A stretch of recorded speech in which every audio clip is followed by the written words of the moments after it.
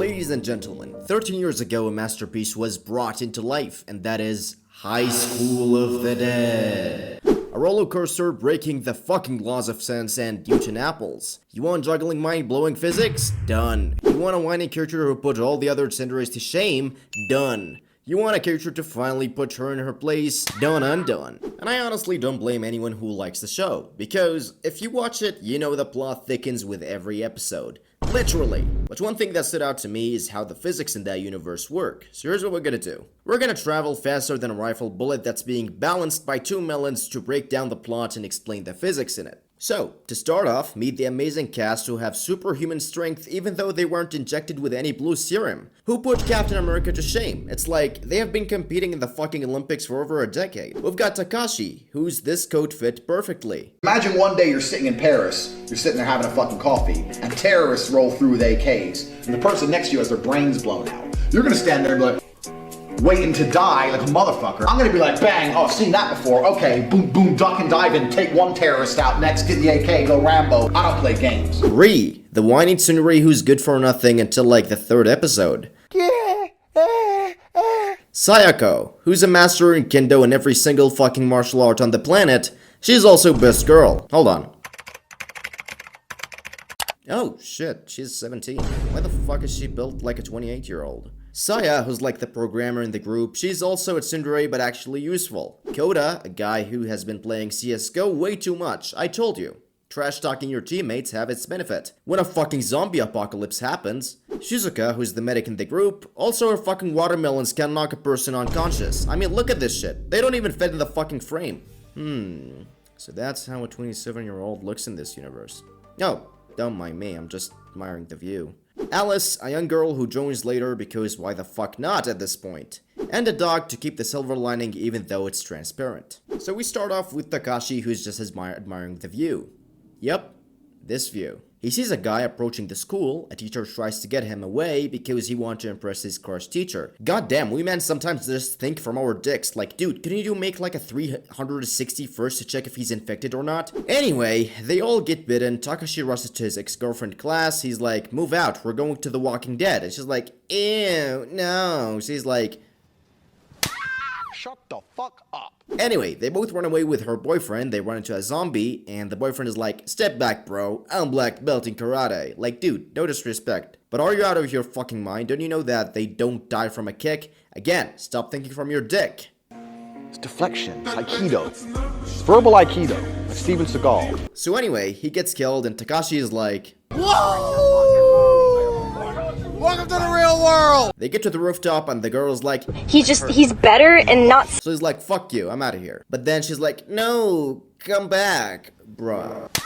Shut the fuck up. Anyway, we get introduced to the rest of the cast. Fate somehow gets all of our characters together, and we see the first jaw-dropping, space-rapping scene in the fucking anime. Can we run that again, please?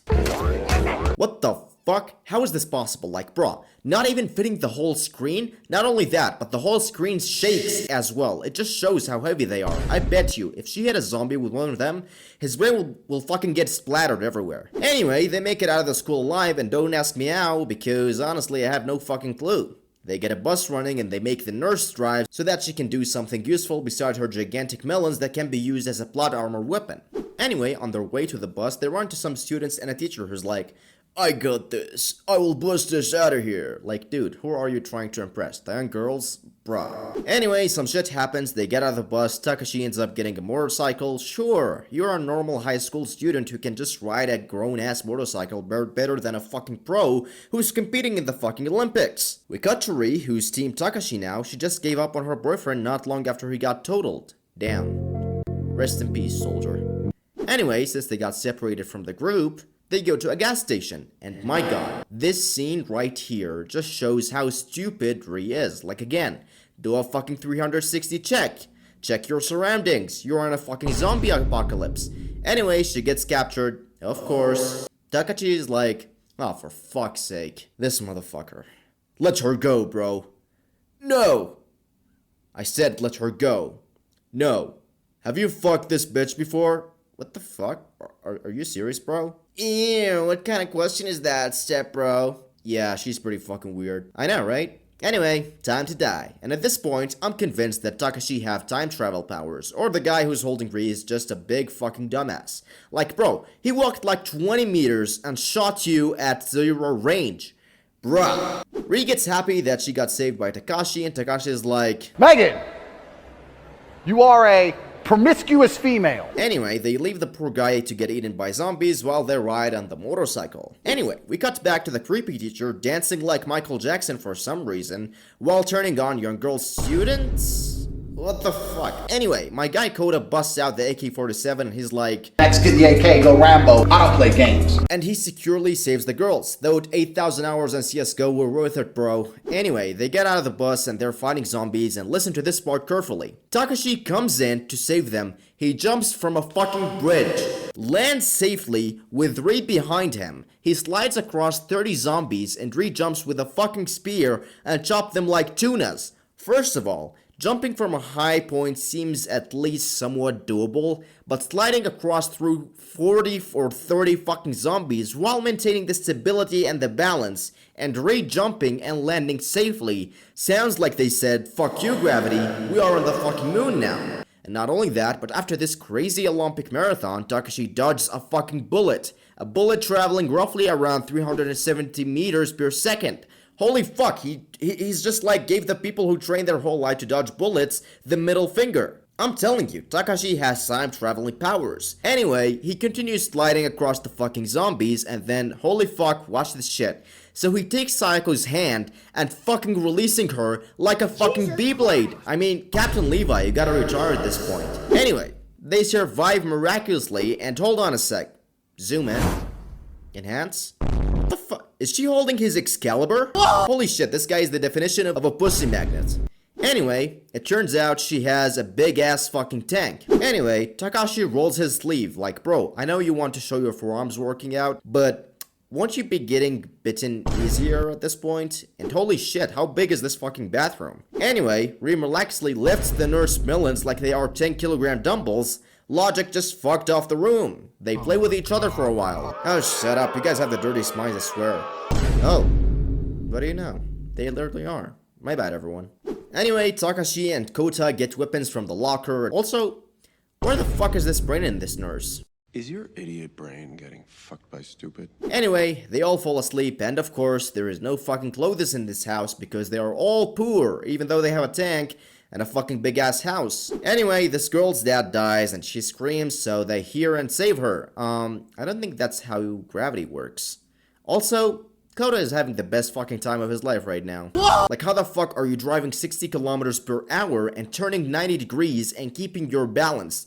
Not just you, but the car itself. Anyway, they save Takashi and the young girl. Also, Kota. What the fuck? I thought you were a good guy. What the fuck are you getting turned on about? And now, ladies and gentlemen, the moment that everyone was waiting for. The reason why 90% boobs implant surgeries exist. The scene that changed the millions. You see, the day after they survived, they cross under a bridge and they end up getting stuck. And after Takashi surprisingly fails to reload his shotgun, he busts out the operator and straps it to his chest to maintain balance, or just for plot armor purposes. And one of the bullets traveled between Sayako's melon. First of all, holy shit, she must have boobs control or something. Like, she puts all the people who can dance their chest to shame. Like, roll that shit again and let me explain. So, if the operator bullets travels around 1,772 miles per hour, then every melon separately has to be faster than 1,772 miles per hour. Which means her melons are faster than fucking sound. That's why there is no noise when it happens. Anyway, Sayako and Takashi decides to go alone, and we hear this famous line. Jesus Christ! Do you actually enjoy getting me wet or something? Yeah, boy. Like, bro, you can tell that this line was made on purpose. Also, Takashi becomes a man. How old did you say you were again? Oh, high school. Must be nice. I'm innocent! Also, Takashi does this. I will pick you up with one hand by your titty.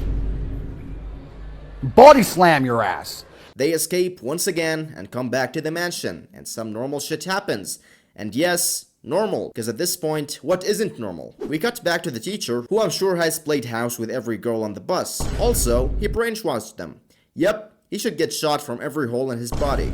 Anyway, the mansion gets attacked, they escape, and this shit is not possible unless you have time travel powers. Anyway, they arrive to the Iceland and they fuck?